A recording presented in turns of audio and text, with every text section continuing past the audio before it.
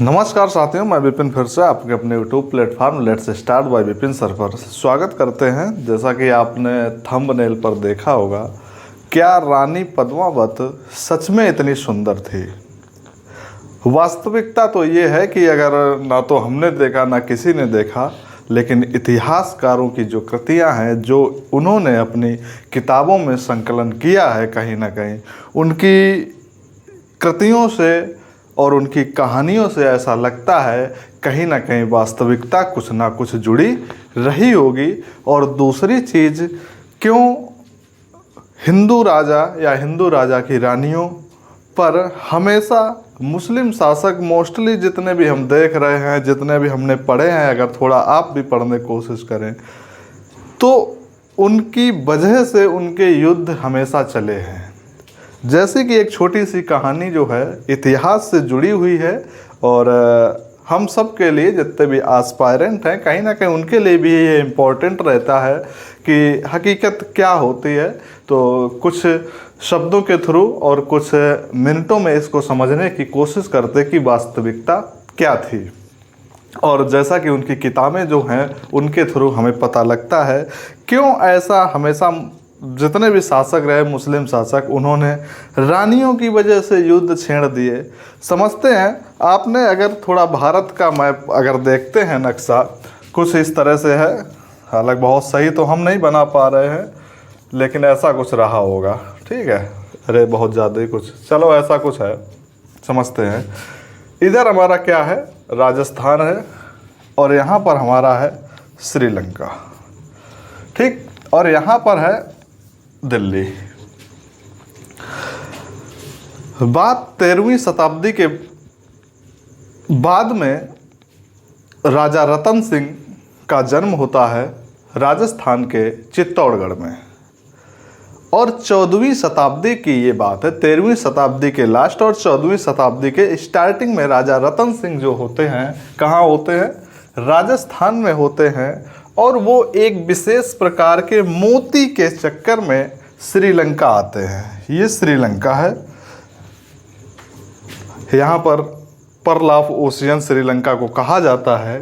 यहाँ पर एक विशेष प्रकार का मोती, खैर मेन कहानी को समझते हैं। मोती के चक्कर में यहाँ पर शिकार करते करते हुए श्रीलंका आते हैं, जिसे पहले सिंघाला या सिन्हाला कहा जाता था उस समय। सिन्हाला में यहीं के राजा की बेटी होती है पद्मावत। एक मूवी भी है पद्मावत, जिसमें रानी की जो भूमिका है वो दीपिका पादुकोण ने निभाई है, और उसके बाद राजा रतन सिंह की जो भूमिका है वो शाहिद कपूर ने बड़ा गजब का उन्होंने दिखाया है। और रणवीर सिंह जो हैं उन्होंने अलाउद्दीन खिलजी का रोल निभाया है और अच्छे से उसको दिखाने की कोशिश की है। रानी पद्मावत जो होती हैं, यहाँ पर क्या होता है कि जंगल में अपना शिकार खेलने के लिए जाती है। राजा की बेटी है तो शिकार खेलना उनके लिए, शिकार में माहिर होना एक उनकी खानदानी परंपरा चली जाती है। जैसा कि पिक्चरों में और दिखाया गया, बहुत ही ज़्यादा सुंदर, सुशील, हर चीज़ में एकदम से परफेक्ट राजा रतन सिंह यहाँ आते हैं। कहीं ना कहीं ये भी शिकार के चक्कर में या मोती के चक्कर में घूम रहे होते हैं। उधर रानी पद्मावत शिकार खेल रही होती हैं, और शिकार खेलते खेलते एक बाण जो है वो राजा रतन सिंह के चेस्ट पे लगता है। अब हकीकत चेस्ट पे कहाँ पर लगा, लेकिन जो दिखाया गया, जो बताया गया, वो हमेशा लेफ्ट साइड में जहाँ पर हर्ट होता है उस जगह पर तीर लगा। दोनों करीब आते हैं, एक दूसरे से बातचीत करते हैं, और उस तीर को निकाल दिया जाता है। तीर को निकाल दिया जाता है। रानी पद्मावत जो हैं राजा रतन सिंह के घाव जो होता है उस पर पट्टी करती हैं, अपने महल ले जाती हैं, और 2-3 दिन के बाद फाइनली जब वो घाव सही हो जाता है, उस समय पर घाव सही हो जाने के साथ में रानी पद्मावत जो है रतन सिंह से कहती हैं कि जाइए, अब आपका घाव भर गया है और अपने आप जो आपका स्थान है चित्तौड़गढ़ आप जा सकते हैं।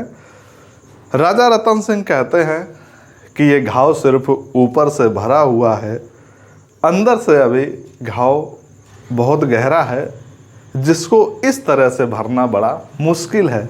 यानी कि वो अपने फ्लो में आ जाते हैं, यंग एज होती है उनकी, और यंग एज के साथ में धीरे धीरे इलाज होते होते रानी पद्मावत जो इस तरह से हैं और राजा रतन सिंह जो ये इस तरह से होता है कि वो एक दूसरे के प्रति प्रेम इतना चरमोत्कर्ष पर पहुंच जाता है कि एक दूसरे को शादी के लिए मना लेते हैं, या अपनी बातचीत रख के जो भी होता है अपनी शादी के चक्कर में उन्होंने सिस्टम अपना सेट कर लिया। और सिस्टम जब उनका सेट हो गया तो यहाँ तक कि रानी पद्मावत को ब्याह कर वो कहाँ ले गए, चित्तौड़गढ़ यानी कि राजस्थान में। यहाँ तक कि तो उनकी शादी हो जाती है राजा रतन सिंह की पत्नी रानी पद्मावत, जो दीपिका पादुकोण ने किरदार निभाया है। अच्छा है, बहुत ही सुंदर है, सब कुछ है, बढ़िया है। अब वो यहाँ पर राजा रतन सिंह के एक गुरु कह सकते हैं, जो सलाहकार होते हैं। हमेशा एक राजा होता है, जैसे अशोक के चाणक्य रहे थे, उसी तरह इनके भी एक राजा रतन सिंह के करीबी जो होते हैं, जिनका नाम होता है राघव चेतन। ये इस तरह से दिखते हैं। राघव चेतन जो हैं, उन्होंने हमेशा राजा रतन सिंह को सलाह देते, और रतन सिंह जो भी काम करते राघव चेतन की सलाह पर करते हैं। राघव चेतन में क्या होता है कि एक वो विशेष चंदन लगाता था, और वो ऐसा विशेष चंदन था, गजब की खुशबू देता था। और वो चंदन जो है, उनकी राजा के जो प्रजा होती है महल में, कोई इस तरह चंदन यूज नहीं करता था। वो हमेशा ऐसे जो थोड़े पंडित टाइप के होते हैं ना, तो यहाँ पर मत्थे पर लगाए रहते हैं। अब पद्मावत को जब राजा रतन सिंह ब्याह कर वहाँ ले जाते हैं, तो जाहिर सी बात है, रात में कुछ अपनी जो भी है क्रियाएं कर रहे हों, या अपना जो भी है बातचीत कर रहे हों, खेल रहे हों, राघव चेतन क्या करता, उनको देखने का प्रयास करता है। क्योंकि राघव चेतन के पास राजा रतन सिंह जब ब्याह कर ले गए तो सबसे पहले उनको मिलवाया। राघव चेतन जो राजा रतन सिंह के गुरु हैं, उन्होंने उसका टेस्ट भी लिया। टेस्ट में कुछ चीज़ें, बुद्धि परीक्षण एक तरह से किया कि ये वास्तविक एक रानी बनने लायक है या नहीं। राघव चेतन की आत्मा उस पर डोल गई थी टेस्ट के टाइम पर ही, और वो दिमाग से एकदम हैंग हो गया था उसका कि वाह क्या बात है। अब वो अपनी नीयत खराब करके राजा रतन सिंह की दैनिक क्रियाओं पर नज़र रखने लगा। एक रात क्या होता है, ये खिड़कियों से या महल से झांकने की कोशिश करता है, और उसी समय पर रानी पद्मावत को ये शक हो जाता है कि कोई हमको देख रहा है। अब कोई हमको देख रहा है तो तुरंत राजा रतन सिंह बाहर निकल के आते हैं, देखते हैं, पीछे से रानी भी आ जाती है, देखती हैं, कोई नहीं दिखता, वो वहाँ से निकल जाता है। लेकिन एटमॉस्फेयर में जहाँ से कोई भी परफ्यूम लगाए हो और आप निकलो, तो उस समय उस जगह का जो एटमॉस्फेयर होता है थोड़ा ना थोड़ा महकता रहता है। तो वही चंदन की खुशबू वहाँ से आ रही थी। रानी पद्मावत ने बताया कि ये चंदन तो सिर्फ एक विशेष प्रकार की खुशबू है जो सिर्फ एक ही आदमी लगाता है। दिमाग की क्रिएटिविटी देखिए, राघव चेतन को पकड़ दिया जाता है। जाते उसी टाइम पर राघव चेतन से कहते हैं कि तुमने ऐसा किया, ये माफ़ योग्य नहीं है। राघव चेतन को तिरस्कार करते हुए और इस घटिया सोच और उनके कृत्य पर उनको माफ़ ना करने को और कारागार में डालने की सज़ा सुनाई जाती है। लेकिन रानी पद्मावत कहती है कि जिस व्यक्ति के अंदर इस तरह की बू आने लगे उसको राज्य में रहने की कोई जगह नहीं है, और पद्मावत के कहने पर उसको बाहर निकाल दिया जाता है। जब उसको निकाल दिया जाता है उसी समय क्या होता है, यानी कि राघव चेतन जिसका सभा में या महल में इतना अपमान हुआ हो, वहाँ रहने का कोई मतलब नहीं बनता। और निकालने के वक्त जैसे ही उसको निकाला जाता, वो राजा रतन सिंह से कहता है कि आपको हमने अगर घुटनों टेकने पर मजबूर ना कर दिए तो हमारा नाम राघव चेतन नहीं। राघव चेतन बाहर आते हैं। उसी समय पर अब क्या होता है, 14वीं शताब्दी लगभग चल रही है। अलाउद्दीन खिलजी का ज़बरदस्त बोलबाला होता है। कहाँ पर? दिल्ली सल्तनत पर। ये आपका है दिल्ली सल्तनत। दिल्ली सल्तनत पर राघव चेतन आता है। अलाउद्दीन खिलजी उसी समय पर एक अपनी भयंकर तरीके से शासन प्रशासन चल रहा है, लेकिन अलाउद्दीन खिलजी का क्या होता है कि ये थोड़ा दिमाग से हिला हुआ शासक था। खिलजी वंश जो था उसमें सबसे ताकतवर अलाउद्दीन खिलजी माना जाता था, लेकिन दिमाग से पैदल था, बुद्धिमान तो था, लेकिन कहते नहीं कि विनाश काले विपरीत बुद्धि। जब व्यक्ति की बुद्धि जो है एक कामुकता की तरफ बढ़ जाती है तो अच्छे अच्छे बुद्धिमान का पतन हो जाता है। और उसकी हमेशा नीयत जो थी वो डोलने वाली थी, सुंदर स्त्रियों का भोग विलास करना,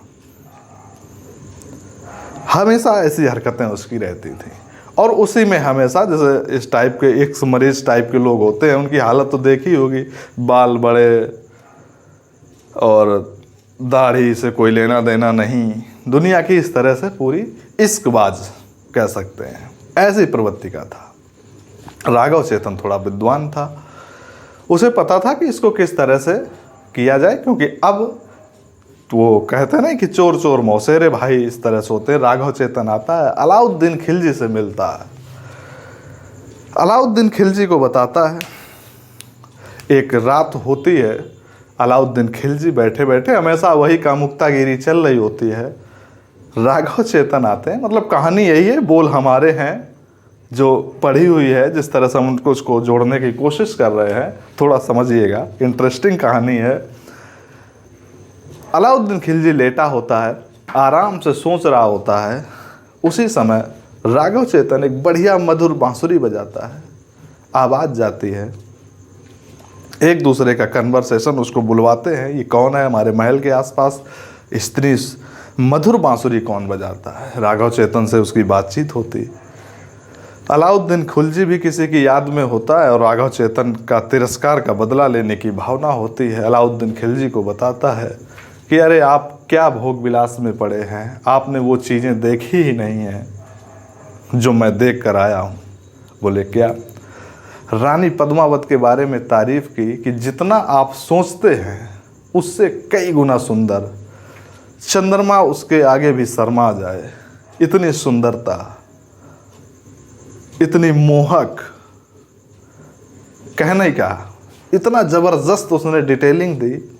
अलाउद्दीन खिलजी जो एक लस्टी व्यक्ति होता है, जितनी उसकी मानसिकता, इतने में उसने भांप लिया और तब सोच लिया कि अब हमला चित्तौड़गढ़ में होगा राजा रतन सिंह, और पद्मावत को एक बार उसको देखने की इच्छा होती है ज़बरदस्त तरीके से। अब उसको रात भर नींद नहीं आती, जैसे तैसे रात कटी, सुबह शाम नहीं हो रही है, अंदर बाहर कर रहा है, घर में महल में चैन नहीं, रात कटे तो दिन में विपत्ति सी लगती है। जैसे तैसे उसने तैयार की सेना और अब चित्तौड़गढ़ पे हमला होगा राजा रतन सिंह को, तो वो चिट्ठी के लिए भिजवा दिया। और वहाँ पर क्या होता है, चित्तौड़गढ़ ऊंचाई पर किला है, बाहर से इनका एक फर्स्ट डेमो चलता है। डेमो कहने का मतलब युद्ध से पहले जो शुरुआत होती है, उससे पहले एक छोटी मोटी छुटपुट लड़ाई टाइप की हुई, जिसमें राजपूत वंश चित्तौड़गढ़ राजा रतन सिंह का जो परफॉर्मेंस था गजब का था, और खिलजी को लगा कि यहाँ से पार पाना थोड़ा मुश्किल है, क्योंकि वो ऊंचाई पर होते और ये नीचे से राजस्थान की धूल में, और मिट्टी का भी फ़र्क होता है कि जो जिस मिट्टी में रहता है वहाँ के लड़ने का उसको तरीका पता होता है। जैसे कि इस समय अफ़गानिस्तान में जो तालिबान रहते हैं, उधर पहाड़ी वाला क्षेत्र है, वो पहाड़ी वाले क्षेत्र में लड़ने में बड़ा कामयाब और माहिर रहते हैं, वहाँ पर सब नहीं लड़ सकते। वैसे ही राजस्थान के राजा लड़ने के लिए बड़ा माहिर थे। इसी से क्वेश्चन याद आता है, मराठा लोग जो थे हमेशा गोरिल्ला वार किया करते थे, यानी कि एक आदमी सामने से हमला करता था और पीछे से दूसरे लोग उसको अटैक कर देते थे।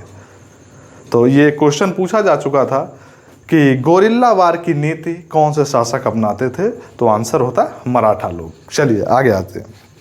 अलाउद्दीन खिलजी फिर एक पत्र लिखता है और राजा रतन सिंह को भेजता है कि हम आपकी बहादुरी पर बड़े प्रसन्न हुए, हम आपके यहाँ भोज करना चाहते, यानी कि खाना खाना चाहते आपके साथ।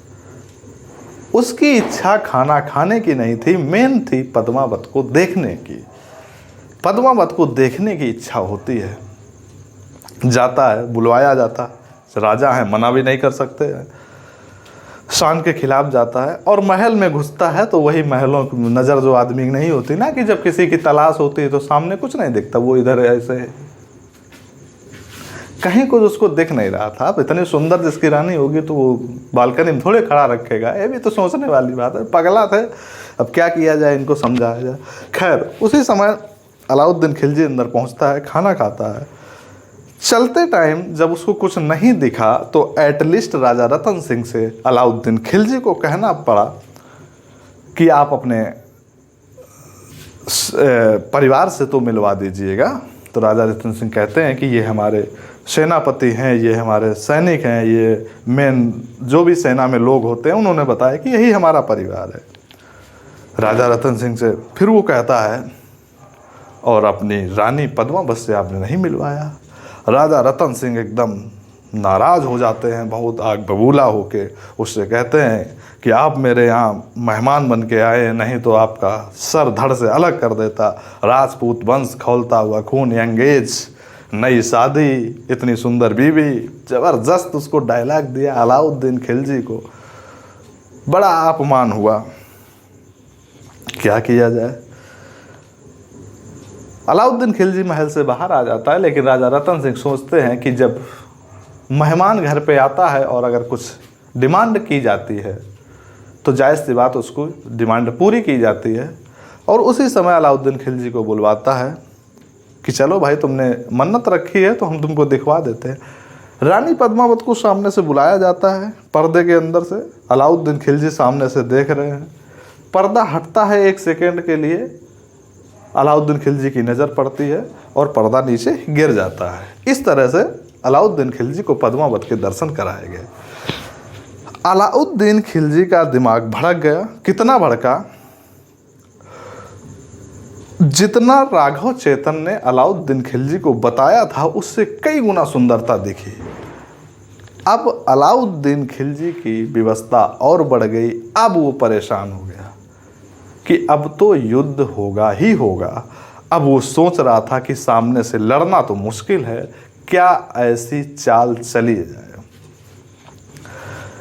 खिलजी, अलाउद्दीन खिलजी की नीयत डोल गई।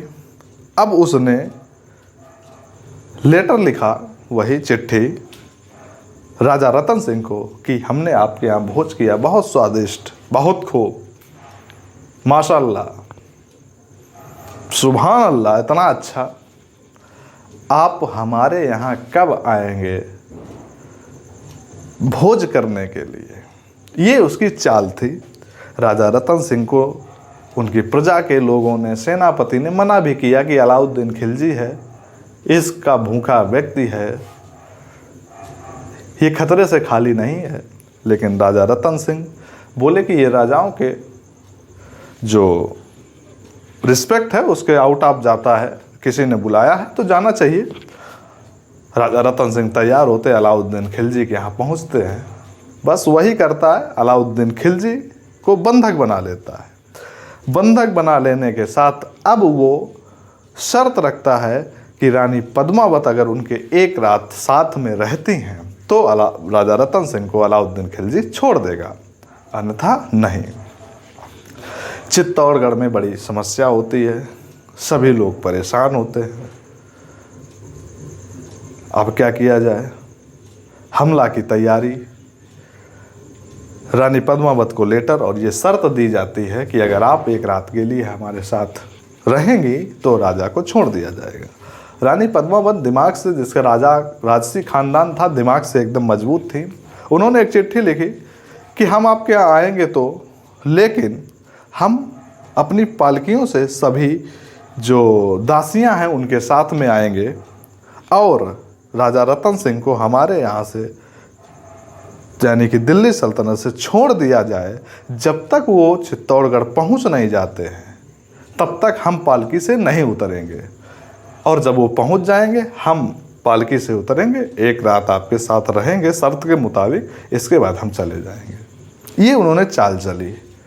अब अलाउद्दीन खिलजी को तो यही था कि बस जैसे तैसे एक रात बिताने को मिल जाए। उसी समय पद्मावत अपनी रक्षा के लिए महल से दो व्यक्ति होते हैं कि भाई हमारी रक्षा कौन करेगा कौन नहीं करेगा। तो दो व्यक्ति होते गोरा और बादल। उन्होंने पद्मावत को दिल से एकदम बहन स्वीकार लिया था उनकी रक्षा करने के लिए। तो उनके साथ में गोरा बादल भी आए थे, दो व्यक्ति पद्मावत की रक्षा के लिए, क्योंकि और कोई तो था नहीं।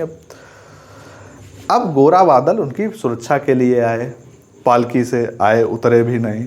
शर्त के मुताबिक अलाउद्दीन खिलजी की जो बीवी होती है मेहरुनिसा, वो भी क्या होती, बड़ा इसकी हरकतों से, अब किसकी पत्नी पति की इस तरह हरकतें बर्दाश्त कर लेगी, शायद थोड़ा मुश्किल है, बड़ा परेशान थी।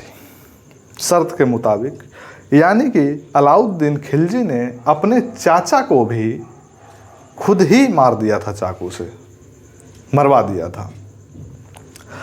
अब अलाउद्दीन खिलजी का जो भतीजा था वो गद्दी पर बैठना चाहता था, वो अलाउद्दीन खिलजी को मारना चाहता था। रानी पद्मावत के दिल्ली सल्तनत में आने से पहले एक रात अलाउद्दीन खिलजी और उसके भतीजे के बीच छोटी सी कन्फ्लिक्ट हो जाती है, जिसमें वो एक दूसरे से लड़ाई की वजह से घायल हो जाते हैं। अलाउद्दीन खिलजी बहुत ज़्यादा युद्ध की स्थिति में नहीं रहता है, लेकिन बाकी सब कुछ कर सकता है। रानी पद्मावत की जो अपनी सहेलियों सखियों के साथ में आती हैं सब दासियाँ, शर्त के मुताबिक राजा रतन सिंह को निकाला जाता है और निकालने के साथ में ही मेहरुनिसा जो उसकी पत्नी होती है थोड़ी सी मदद कर देती है राजा रतन सिंह को वहाँ छुड़वाने के लिए, और उनको छुड़वा दिया जाता है। राजा रतन सिंह, अब यही है कि जो राजपूत खून जो है उबल रहा था, उन्होंने कहा कि अगर ऐसे मैं भाग के निकल जाऊंगा तो मेरी तौहीन होगी, बेइज्जती होगी कि पीठ पीछे आ गए, घायल अवस्था में हूँ मैं। राजा रतन सिंह दिल्ली सल्तनत के अंदर अलाउद्दीन खिलजी से मिलने जाता है। मिलने के साथ उससे कहता है कि आज चाहूँ तो मैं तुझे ख़त्म कर दूँ, लेकिन तू घायल अवस्था में है, मैं तुझे आज ख़त्म नहीं करूँगा। और मैं तो साथ में जा ही रहा हूँ, मेरे साथ मैं पद्मावती रानी को भी लिए जाता हूँ। मेहरुनिसा अलाउद्दीन खिलजी की पत्नी पद्मावती और राजा रतन सिंह से रिक्वेस्ट करती कि आप दोनों यहाँ से निकल जाइएगा, क्योंकि किसी भी टाइम हमला हो सकता है, और क्योंकि अब तो शान के खिलाफ और शर्त के खिलाफ भी हैं कि आप जब तक पहुँचेंगे नहीं तब तक पद्मावती यहीं रहेगी, लेकिन वो घायल अवस्था में तो आप जा सकते। तो राजा रतन सिंह चैलेंज करते हुए जाते हैं, वहाँ से निकल जाते हैं। और उसी समय क्या होता है, गोरा और बादल जो रानी पद्मावत को साथ में ले आए थे, वो राजा रतन सिंह से रिक्वेस्ट करते हैं कि आप लोग यहाँ से निकलिएगा, हम यहाँ पर जब तक सेना रोकते हैं, क्योंकि तब तक सुबह हो जाती है, ये प्रक्रिया सब रात की होती है, और हमला हो जाता है सेनाओं में। जब सेनाओं में हमला हो जाता है, राजा रतन सिंह और पद्मावती तो वहाँ से निकल जाती हैं। इधर गोरा और बादल जब तक कमान संभाले हुए हैं, दिल्ली सल्तनत पर अटैक हो जाता है। और दिल्ली सल्तनत में अलाउद्दीन खिलजी जो है, आसपास के जितने राजा होते हैं उनके पास चिट्ठी लिख के भेज देता कि अगर जिसने भी राजा रतन सिंह की हेल्प की तो वो हमला अलाउद्दीन खिलजी यानी कि दिल्ली सल्तनत पर माना जाएगा। जिसके डर से कोई भी राजा रतन सिंह की हेल्प नहीं करता। राजा रतन सिंह राजाओं के पास हेल्प मांगते, लेकिन उसको कोई हेल्प नहीं मिलती है। यानी कि युद्ध इधर चल रहा है, पद्मावती राजा रतन सिंह ये अपने महल में पहुंच जाते हैं। कहानी यहाँ ख़त्म अभी नहीं होती है, अभी दूसरा पार्ट है, थोड़ा लंबा हो रहा है, अभी युद्ध होता है। आगे की स्थिति अगली वीडियो में समझाने की कोशिश करेंगे। तब तक के लिए नमस्कार और धन्यवाद।